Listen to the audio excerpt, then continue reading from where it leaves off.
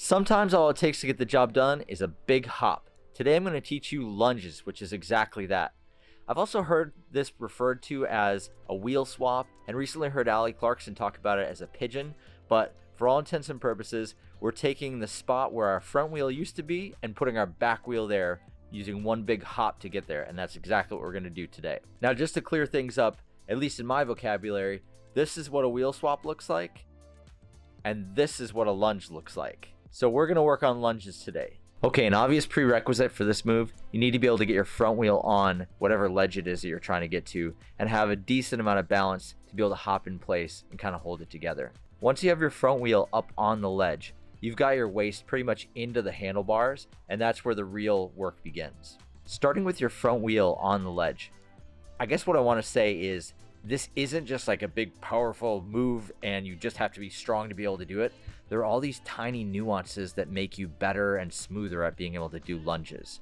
And in fact, all those little things kind of add up and make you better at this trick as opposed to just being stronger or I guess even more flexible. There's just a lot that goes into it. It doesn't look like that much when you see someone do it, but there are all these tiny things that you're going to notice as we get into this that are going to help you do this better. So let's dive in detail by detail and I'll walk you through the entire process. So you want to come at the ledge, not directly on, but as much of an angle as you possibly can. And you're going to come at your back foot side to just get as close to the ledge as you possibly can. That's the best part to set you up. If you come straight on the ledge, you have to jump not only all the way up, but you have to jump a bike length forward as well. So by getting real close to the ledge, you're eliminating at least half of the distance that you would have had to jump.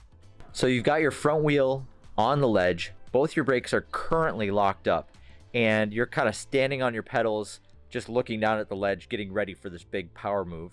This is going to take a little bit of explaining, but hang with me here. There's two things that are going on at the exact same time. The first, and easier to explain, you're going to crouch down, and then you're going to explode up into the handlebars and pull the bike up. That's really your explosive movement, the lunge element of it. And that's the part that most people see you do. Most people understand what you're doing, and it looks the most obvious. But the second part of it is what's really happening. So when you're first on this ledge, you've got both brakes locked up so you don't go anywhere. But as you're doing this crouching and explosive motion, you're actually letting go of the brakes. And you're not typically on just like a pinpoint in the first place. So you can kind of rock back and forth a little bit with your brakes off without losing any real momentum or falling off something, I guess is more appropriate. And so what you do is as you're kind of crouching down, you're slowly letting off the brakes and you pop and let go of the brakes. And what that does is it allows you to kind of rock forward, create a little bit of additional momentum that will help you get the bike really going, as opposed to being like static, like brakes on the entire time. I'm just going, huh, huh. It's more like this finesse. I'm letting the brakes off. I'm letting the bike and the wheels roll. And it just, that extra momentum makes a huge difference. If I was giving someone one piece of advice to make their lunges better, this would 100% be it. So you just kind of let go of the brakes a little bit, let the bike roll as you're doing that explosive motion. And then once you get your back wheel up onto the ledge, then of course you're going to grab your brake again. But the one thing to make your lunges better is to stop using your brakes the entire time. That will make all the difference in the world for you. You may have also noticed this or thought of this already, but make sure that your pedals are level when you get your front wheel up on the ledge. That makes a big difference. It gives you a platform to essentially stand on and just makes this move just a tiny bit easier. Like I said, there's a bunch of nuances throughout this trick that just take it from looking really hard and feeling really hard to making it a lot easier than you think it is. And that's one of those tiny nuances. So you got your front wheel on this thing, you got close to the ledge, you made this explosive motion. Now what? There's two separate things you can do at this point. You can either go to two wheels or you can go up to back wheel on this thing. It really depends on what the feature is you're riding, what you're trying to do after that. All these things kind of come into consideration as you're making that explosive movement.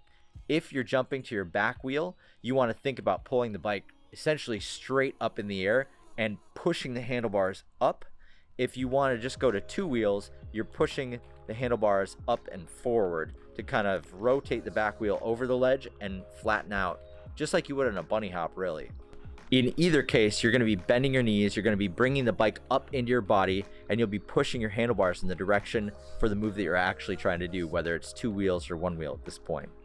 Okay, so that's the majority of everything you need to know about lunges. There's a lot of different ways you can practice them. There's always something new to practice them on. One of the ways I like to practice them is actually on picnic tables, where I put my front wheel on the bench and then I lunge to put my back wheel there and my front wheel on top of the picnic table. That's a great way to get up and over a picnic table. I didn't cover it in our previous picnic table how to, but it's definitely one of the ways that you can challenge yourself on a picnic table. It's a good way to get up and over as well. But also, you can do these at a slow speed, so you don't necessarily have to be at a dead stop every time. You can do them up and over things like logs, rails, just about anything you can find. There's a lot of different opportunities on just about every kind of riding that you're doing where you'd want to put your back wheel where your front wheel was. It's essentially a full bike length hop in either up or forward motion, but it's a really useful move, and you see it incorporated a lot more than you'd think. Once you know to look for the lunge and once you start seeing people doing it, it kind of pops up everywhere. So this is a super useful skill to have in your arsenal and something to practice as much as you possibly can. Try to find different heights to do it on. Truthfully, a little bit higher is better, because if it's a lower obstacle, you may not actually get the right feeling for it. So try to find something that's at least bottom bracket height, if not a little bit taller than that, to start on. If it's a curb or something like that, you're more just doing a bike length hop forward. It's not really a lunge. If you're having a hard time at this, make your movements way more accentuated than you think they need to be, to the point where you feel kind of ridiculous, because a lot of times as riders get better and more efficient at their riding, they don't have to move as much. Their body and muscles know exactly what needs to happen, or you just get a better feel for this move. But when you're first learning it, just make it as big as you possibly can. It's actually not that big of a deal if you overshoot on a lunge.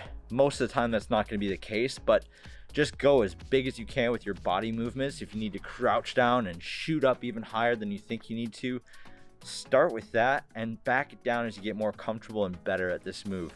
But anytime I'm learning any kind of move, especially in trials, the more I can accentuate my body movements and my position on the bike and everything like that, the better results I usually get. So if you're having a hard time, it probably means you're just not using your momentum of your body and your weight to get the job done.